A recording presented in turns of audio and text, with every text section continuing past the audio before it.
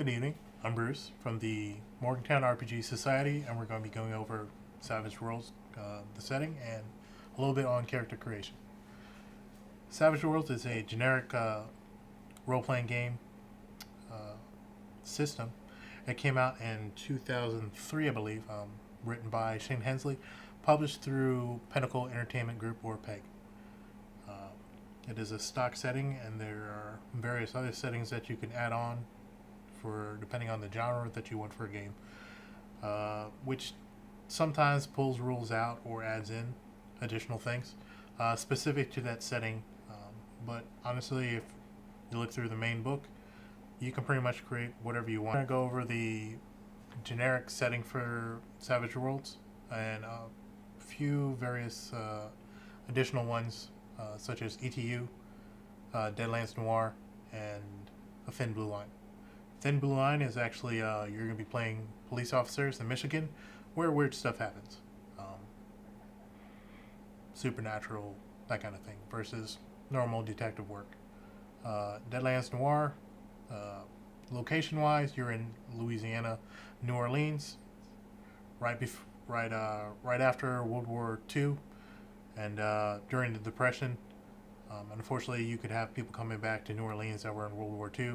Their PTSD is specifically for, I was in the war and I saw a werewolf for the first time and I don't know how to deal with that because, it's a werewolf. Don't know what that is. It's very awkward.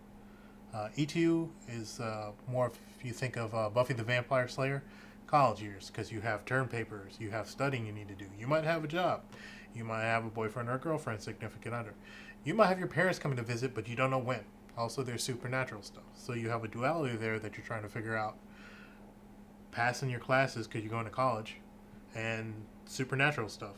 You don't want that to happen, or maybe do.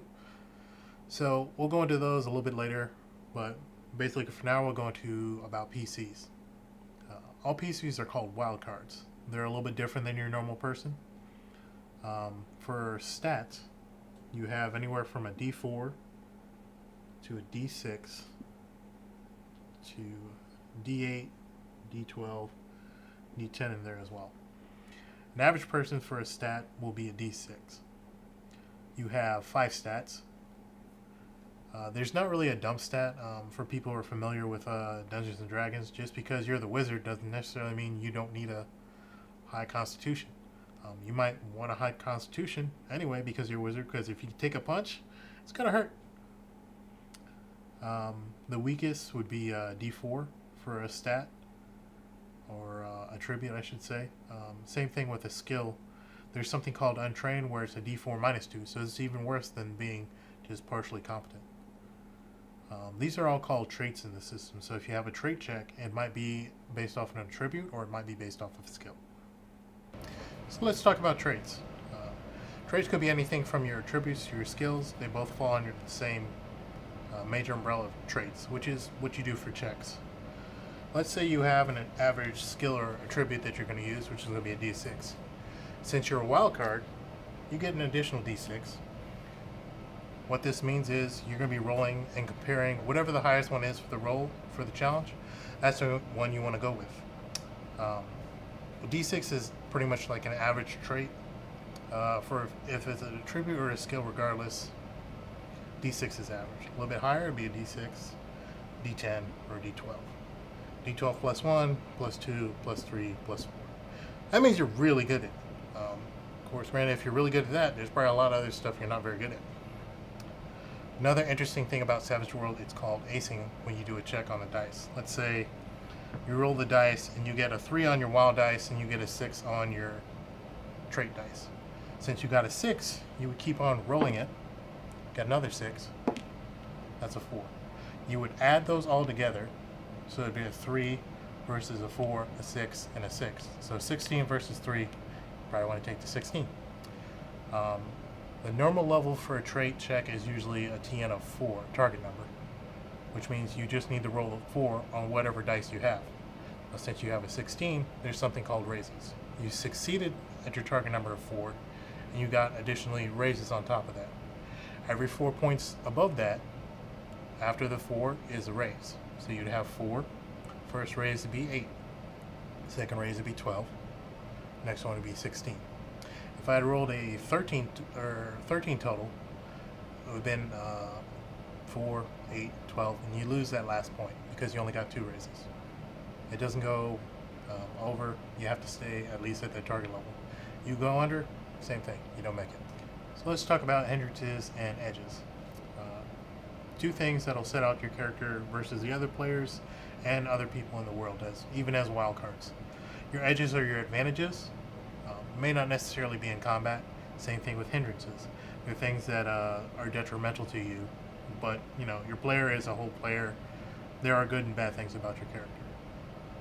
There's a lot of those, so that's something where you probably want to refer to the book.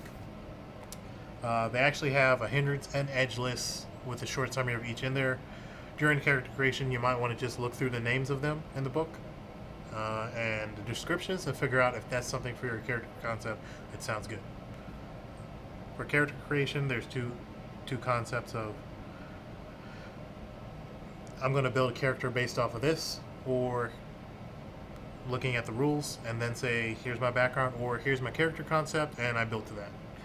Either way is fine, really, as long as you get to play a character somewhat that you're going to enjoy playing. Because if you're not going to enjoy playing it, you probably shouldn't build it because you're going to not like playing the game.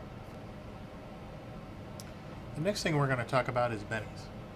Usually for characters, unless there are edges and hindrances in play, they'll start out with 3 bennies at the beginning of a session.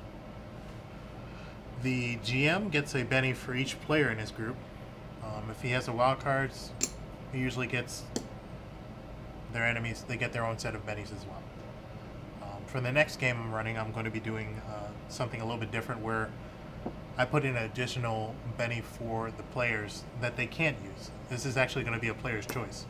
If they see another player that's done something interesting role-playing wise, covered for them, had a funny pun, last 7 rolls in a row they haven't hit anything in combat, and they take a pause from the game, go over in the corner and talk to the dice like if it's a child or something that they're going to punish, they might want to go, you know what, that's worth a benny. They'll go ahead and toss this in me, explain why, and then I'll go ahead and give that player a benny. Another thing is GMs might go ahead and do the same thing where they see something cool or somebody has a really innovative stroke of genius in a plan, or they thread the needle on an investigation. They put all the ducks in a row, plans are aligned. Here's what I think we should do. It's very insightful. They might give out a benny as well.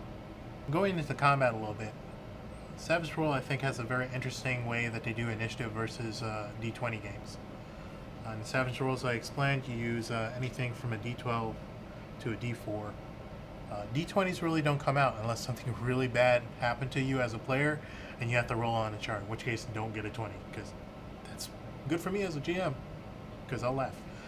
Bad for you as a player, because something bad will happen to you. The interesting thing is in combat, it is part of the fast, furious, and wild aspect of it. It goes off of using a deck of playing cards for initiative. I will point out, so having more than one deck of cards is kind of nice, because if you're in combat a lot, or they pick a lot of fights, you're probably going to need more than one deck of cards, because they're going to go through these cards really quick. If you have any trick style cards, I want to take those off.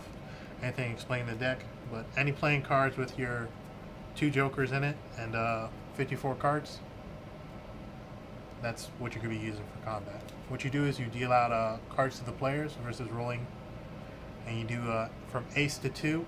Highest goes first. If there's a tie for the card, like 2 aces, you do reverse alphabetical order for who goes first in that situation. So you have spades goes before hearts, which goes before diamonds, which goes before clubs.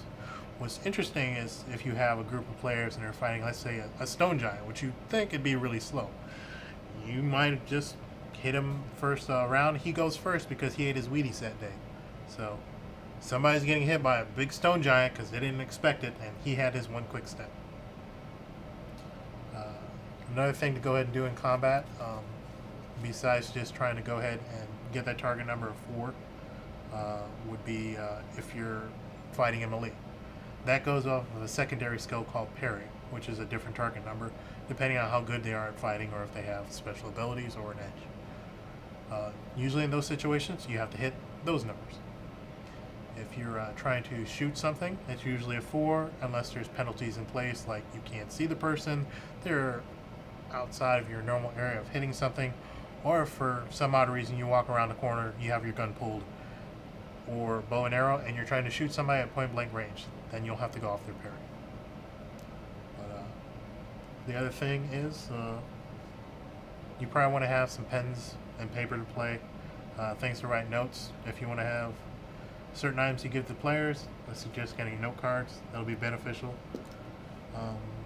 Besides the poker chips, dice, playing cards, scraps of paper, character sheets, the book, maybe some little notes to go ahead and pass to the GM, or vice versa for an item. In an adventure, that's pretty much all you need, and a lot of imagination.